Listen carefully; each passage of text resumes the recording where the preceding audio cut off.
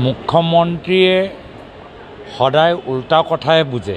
কৰ্ণাটকৰ মন্ত্ৰী প্ৰিয়ংক খাৰ্গে ডাঙৰীয়াই কৈছিল যে ভাৰতবৰ্ষৰ ইঞ্জিনিয়াৰিং টেলেণ্ট কৰ্ণাটকত গৈ আছে। হয়তো আমাৰো অসমৰ ভাল ভাল ল'ৰা ছোৱালীবোৰ ইঞ্জিনিয়াৰিং পঢ়িবলৈ কৰ্ণাটকলৈ যায়। আমাৰ অসমৰ ছফ্টৱেৰ ইঞ্জিনিয়াৰ কৰ্ণাটকত কাম কৰি আছে। সেইখিনি আমাৰ অসমৰে ইঞ্জিনিয়াৰিং টেলেণ্ট কৰ্ণাটকত আছে। এইখিনি কথা প্ৰিয়ংক খাৰ্গে ডাঙৰীয়াই ক'লে যে বিজেপিৰ চৰকাৰ থকা ৰাজ্যবোৰতে কিয় কেন্দ্ৰীয় চৰকাৰ আঁচনিবোৰ গৈছে। এই ছেমি কণ্ডাক্টৰ আঁচনি মাত্ৰ গুজৰাট আৰু অসম, য'ত বিজেপি চৰকাৰ আছে, তাতে কিয় গৈছে। তেলেংগানাত কংগ্ৰেছৰ চৰকাৰ আছে, হায়দৰাবাদত আমাৰ ইঞ্জিনিয়াৰবোৰ আছে, অসমৰ ইঞ্জিনিয়াৰ কৈছোঁ।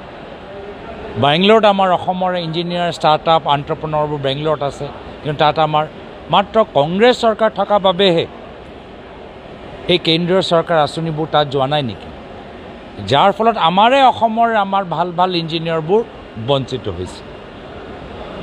কথা কওঁতে তেওঁ আৱেগিক হ'ল আৰু মুখ্যমন্ত্ৰী হিমন্ত বিশ্ব শৰ্মা তেওঁতো কেতিয়াও চিধা কথা বুজি নাপায়, সদায় উল্টাহে বুজে আৰু উল্টা কথাহে অসমৰ ৰাইজক বুজাবলৈ চেষ্টা কৰে।